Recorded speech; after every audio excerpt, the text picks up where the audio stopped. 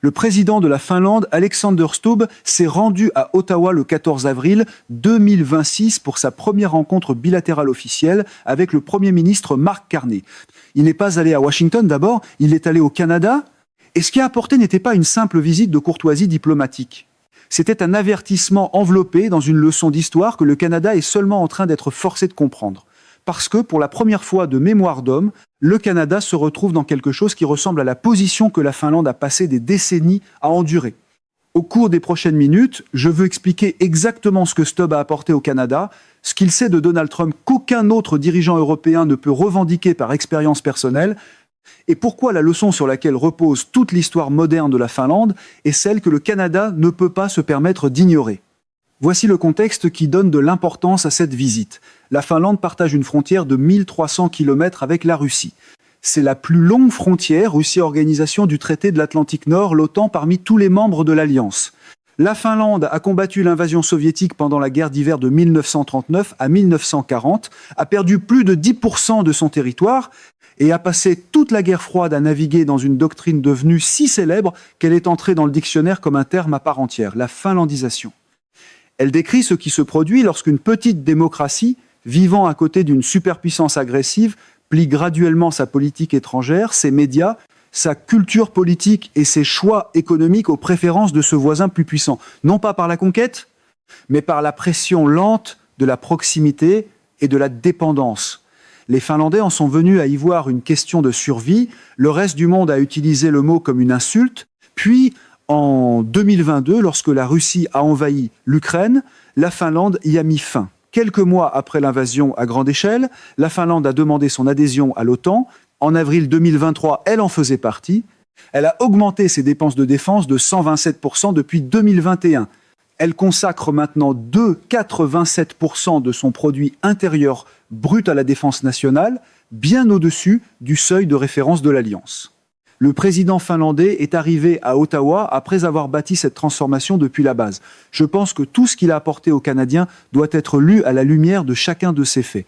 Considérons maintenant la situation canadienne en 2026. L'administration Trump a menacé d'imposer des tarifs sur les produits canadiens, a évoqué l'idée de faire du Canada le 51 États et a ouvertement remis en question la possibilité que les États-Unis prennent le contrôle du Groenland.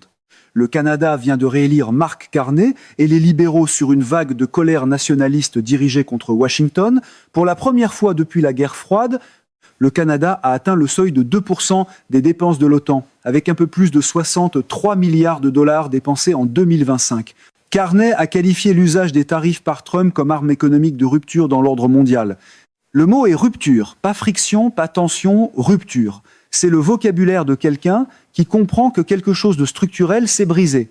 Quand les tarifs, les blagues sur l'annexion et les fantasmes arctiques se retrouvent sur le même podium, ça cesse de ressembler à une stratégie et ça commence à ressembler à une conférence de presse sans supervision adulte. C'est ici qu'Alexander Stubb entre en scène comme quelqu'un qui a passé des années à étudier ce que cela signifie lorsqu'une démocratie vit à côté d'une puissance qui ne respecte pas les règles qu'elle contribuait à écrire. Ce qui me frappe, c'est qu'il n'est pas arrivé à Ottawa pour donner une leçon. Il est arrivé et il a parlé d'expérience. À l'université Carleton le 15 avril, le point central était clair. Lorsqu'une grande puissance est en déclin, elle tente de sauver ce qui lui reste et cela finit généralement en guerre. Il parlait de la Russie, mais la logique n'est pas propre à un seul pays. Stubb observe de près le comportement des grandes puissances depuis toute sa carrière politique. Et il sait à quoi ressemblent les premiers signaux. La coercition économique précède les revendications territoriales, la pression rhétorique précède la pression institutionnelle, le schéma n'a rien d'aléatoire. Ce qui place Stubb dans une position unique pour transmettre ce message, ce n'est pas seulement l'histoire de la Finlande, c'est sa relation avec Donald Trump. Des observateurs à travers le continent l'ont qualifié de Trump Whisperer de l'Europe, une étiquette qu'il rejette personnellement, mais qui me dit tout sur la façon dont les autres dirigeants européens perçoivent son accès. À notre époque, être la personne capable de décoder l'improvisation trumpienne est presque devenu une spécialité diplomatique. Ce qui revient à dire que la diplomatie normale a été remplacée par des prévisions météo en complet cravate. La façon dont Stubb décrit Trump est également révélatrice. Trump a bel et bien son propre esprit. Si une idée sur 10 passes, c'est déjà un succès, il est rarement question de murmurer. C'est davantage une affaire de cri, et selon lui, cela lui va très bien. Trump lui-même a déclaré, lors de la visite de Stubb à la Maison-Blanche en octobre 2025, qu'ils étaient amis depuis longtemps. Les deux hommes ont joué au golf ensemble à Mar-a-Lago. Les photos existent. La relation est réelle. C'est donc là que se loge désormais apparemment la gestion des alliances au XXIe siècle, quelque part entre un briefing sur la sécurité et le neuf de retour, et parce que cette relation est réelle, ce que Stubb en fait mérite qu'on y prête une attention particulière. À Ottawa, ce qui s'est dégagé, c'est que lui, Carney et d'autres dirigeants européens se coordonnent activement avant de parler à Trump. Ils se coordonnent beaucoup, ils réfléchissent à ce qu'ils vont aborder et à l'humeur du moment. Pour moi, ce n'est pas le comportement de dirigeants qui font confiance à l'administration américaine actuelle pour agir de façon prévisible. C'est le comportement de dirigeants qui comprennent qu'ils évoluent dans un environnement diplomatique où les règles normales ne s'appliquent plus de manière fiable et qui bâtissent discrètement leur propre structure parallèle de communication et d'alignement pour compenser. Quand des dirigeants alliés ont besoin d'un tableau d'ambiance avant un appel avec Washington, c'est généralement le signe que la superpuissance est passée de la grande stratégie à la gestion de groupes de clavardage. Sur le fond de ce qu'il a apporté au Canada, je vois le message de Stubb comme ayant 3 couches distinctes. La première était une validation, la deuxième un plan stratégique, la troisième un avertissement. Le Canada manque de temps pour décider qui il veut être. Sur le plan de la validation, le message était que le Canada fait toutes les bonnes choses, dans une certaine mesure en se couvrant et en développant des relations avec l'Inde, avec la Chine, avec l'Union européenne, tout en maintenant en même temps une relation avec les États-Unis. Cette idée de se couvrir est importante. Une couverture, c'est ce qu'on met en place quand on ne peut plus être certain que la structure principale tient encore. La Finlande sait exactement à quoi ressemble ce chantier. Elle a passé des décennies à le faire de manière informelle sous la pression soviétique, puis elle l'a fait formellement sous l'OTAN après 2022. Ce que j'en retiens, c'est que l'instinct de diversification est juste et qu'il doit être exécuté de manière systématique, pas seulement approuvé en parole. Aucun pays n'aime admettre qu'il a besoin d'une couverture contre son allié le plus proche, mais c'est ce qui arrive quand l'alliance commence à sonner comme un séminaire immobilier assorti de pénalités douanières. Sur le plan stratégique, la pièce maîtresse de la visite était un protocole d'entente maritime Canada-Finlande axé sur la sécurité dans l'Arctique, les brise-glaces et le transport polaire. Ce n'est pas symbolique. La Russie exploite actuellement la plus grande flotte de brise-glaces nucléaires au monde, avec plus de 40 navires capables d'opérer dans l'Arctique. Le Canada n'a qu'une fraction de cette capacité. La Finlande construit des brise-glaces plus vite que n'importe quel autre pays sur Terre et à environ la moitié du prix des solutions américaines. Le Canada et la Finlande sont déjà partenaires dans le cadre de l'effort de collaboration sur les brise-glaces, un arrangement trilatéral qui inclut les États-Unis. Le constructeur naval canadien Davy a acheté un important chantier maritime à Helsinki et y a commencé la construction. Le protocole d'entente signé pendant cette visite approfondit ce partenariat industriel en matière de formation conjointe, de partage du renseignement et d'interopérabilité dans les opérations arctiques. Pourquoi cela compte-t-il maintenant? Parce que l'Arctique n'est plus éloigné. Les changements climatiques ouvrent des routes maritimes qui n'existaient pas auparavant. La Russie a planté son drapeau sur le fond marin de l'Arctique et revendiqué sa compétence sur des eaux que le Canada, le Danemark et la Norvège considèrent aussi comme les leurs. Moscou a positionné des ogives nucléaires dans la péninsule de Kola, à 100 km de la frontière finlandaise. Le point a été formulé clairement. Ces ogives nucléaires ne visent pas Helsinki, Stockholm ou Oslo, elles visent New York et Washington. Un missile balistique russe lancé depuis Kola met environ 18 minutes pour atteindre des villes américaines, en passant vers le nord au-dessus du pôle, puis en redescendant vers l'Amérique du Nord, directement à travers l'espace aérien canadien et arctique. Le Canada se trouve au milieu de cette trajectoire. Ce n'est pas une métaphore, c'est de la géographie. Stubb veut que l'OTAN organise ce qu'il appelle l'OTAN 3, une version de l'alliance qui revient à sa fonction d'origine comme outil de dissuasion contre la Russie, avec une part beaucoup plus grande du fardeau sécuritaire assumé par les membres européens, et avec l'Arctique élevé au rang de théâtre stratégique prioritaire. Il croit que l'OTAN se dirige déjà dans cette direction et que le sommet de juillet 2026 à Ankara la fera avancer davantage. Chaque allié européen et le Canada ont augmenté leurs dépenses de défense de 20% en 2025 seulement. Pour la première fois dans l'histoire enregistrée de l'OTAN, la Norvège a dépassé les États-Unis en dépenses de défense par habitant. C'est un jalon embarrassant pour Washington quand les Alliés commencent à dépenser plus que le pays qui préfère encore faire la leçon à tout le monde entre deux menaces tarifaires. Et c'est ici que la troisième couche du message de Stubb prend tout son poids, la plus inconfortable. Le Canada a été, comme l'a dit la ministre de l'Industrie Mélanie Joly, béni par sa géographie depuis très très longtemps. Les États-Unis, au sud, ont été pendant des générations un partenaire stable et respectueux des règles. Cette géographie a produit une dépendance profonde et structurelle, pas sans rappeler celle que la Finlande avait envers sa relation avec l'Union soviétique pour sa stabilité économique et politique pendant la guerre froide. Les Finlandais ont appelé leur version de cette gestion de la dépendance la finlandisation. Ils ont bâti toute leur culture de politique étrangère de l'après-guerre sur le fait de ne pas provoquer Moscou, tout en maintenant discrètement leurs institutions démocratiques et leur économie de marché. C'était une question de survie. Cela a fonctionné, puis au moment où l'Union soviétique s'est effondrée, ils se sont précipités vers la sortie, ils ont adhéré à l'Union européenne en 1995, ils ont demandé à joindre l'OTAN en 2022. Ce qui compte pour moi dans cette comparaison, c'est que l'expérience finlandaise avec la Russie a forcé le pays à garder la souveraineté nationale au premier plan de sa réflexion économique, à protéger les secteurs clés, à sécuriser les chaînes d'approvisionnement et à traiter la défense non pas comme un simple ministère, mais comme une obligation de l'ensemble de la société. La Finlande a un service militaire obligatoire pour les hommes, elle a des programmes officiels pour enseigner la politique de sécurité nationale aux dirigeants civils et du secteur privé.